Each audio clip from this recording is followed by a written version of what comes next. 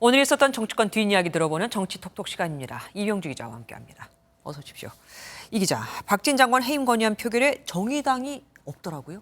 네, 정의당은 당 차원에서 참석하지 않았습니다. 이런 설명입니다. 이번 사건은 대통령의 말실수가 발단이 된 건데 외교장관에게 그 책임을 묻는 건 부적절하다는 겁니다. 그러면서 영국 왕실의 왕자 대신 회초리를 맞는 동화 속 휘핑보이를 거론하며 대통령의 직접 사과를 촉구했습니다. 직접 들어보시죠. 정의당은 대통령에게 촉구합니다. 휘핑보이 뒤에 숨지 말고 사과하십시오. 어쨌든 민주당은 참 당혹스러웠을 것 같습니다. 정의당이 이렇게 불참해도 해임 건의안은 통과됐어요. 대통령이 받아들이겠습니까? 네, 국회 통과 이후 절차에 대해서 국회 사무처에 한번 물어봤습니다. 사무처는 정해진 시한은 따로 없지만 국회를 통과한 순간 최대한 빨리 그 건의안을 대통령실로 전달하게끔 돼 있다고 설명했습니다. 다만 건의안은 말 그대로 건의안이라서 윤석열 대통령은 이를 거부할 뜻을 오늘 아침 내비쳤습니다. 박진 외교부 장관은 탁월한 능력을 가진 분이고 지금 건강이 걱정이 될 정도로 국익을 위해서 전 세계로 동분서주하는 분입니다. 다만 야당에서는 윤 대통령이 그렇게 쉽게 거부하진 못할 거라는 전망도 나옵니다. 야당의 한 재선 의원은 대통령의 지지율이 떨어진 상황에서 정치적 부담을 고려하면 쉽게 선택하지 못할 거라고 설명했습니다. 언론사에 대한 여권의 공세도 한번 보겠습니다. 갑자기 과거 그 광우병 사태에 대해서 얘기 계속 나오는데 왜 그런 겁니까? 네, 어제였죠. 국민의힘은 최초 보도한 MBC를 항의 방문했습니다. 그러면서 이번 사건을 자막 조작 사건이라고 규정했습니다. 이명박 정부 시절 광우병 파동을 거론했는데요. 들어보시죠.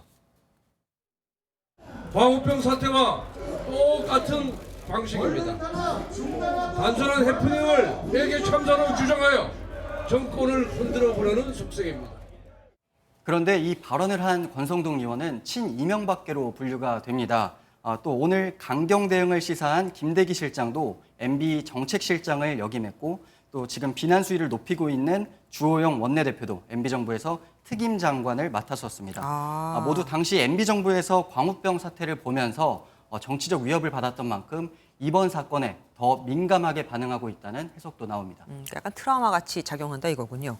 어젯밤에 열렸던 국민의힘 윤리위원회 이야기도 좀 해보겠습니다. 이준석 전 대표에 대한 징계 논의는 없었어요. 네, 국민의힘 윤리위는 어제 저녁에 논의를 시작해서 오늘 새벽에야 그 회의를 마쳤습니다. 양두구육, 신군부 발언 등으로 추가 징계가 예고됐던 이준석 전 대표 사안에 모두 관심이 쏠렸었는데요. 이번 윤리위에서는 논의조차 되지 않았습니다. 그 설명 들어보시죠.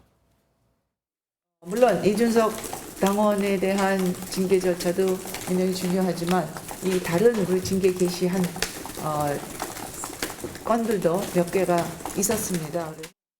네, 이 전 대표에 대한 징계 논의는 다음 달 6일 열 계획이라고 밝혔는데 이를 두고 법원을 의식했다 이런 해석이 나옵니다. 왜 그렇게 해석하는 겁니까?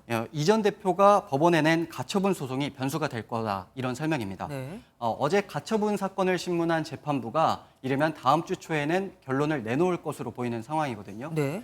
그런데 지금 만약 법원이 이 전 대표 측의 손을 들어주면 징계 처분을 의결해야 하는 비상대책위원회의 근거가 흔들리면서 윤리위의 징계 처분이 무의미해질 수가 있습니다. 눈치를 본다 이거군요. 한편으론 이양희 윤리위원장의 임기가 다음 달 중순까지인 점을 고려했다는 해석도 일부 있습니다. 이준석 전 대표는 어제 열린 윤리위를 의식한 듯 SNS에 평소에는 자유를 이야기하다가 연습 문제를 풀 때는 외면하는 기회주의는 양쪽에서 배척받을 거다라는 글을 남겼습니다. 어제 윤리위에서는 이와 별도로 당 연찬회에서 음주 후 노래하는 모습이 공개됐던 권성동 의원에 대한 징계 절차를 시작하겠다고 뜻을 모았습니다. 그러니까 이준석 대표하고 같은 날 윤리위에서 보겠다 이거네요. 예, 6일 날 다음 달 6일. 이것도 자칫 구색 맞추기라는 말을 들을 수도 있을 것 같습니다. 지금까지 이병주 기자와 함께했습니다. 고맙습니다.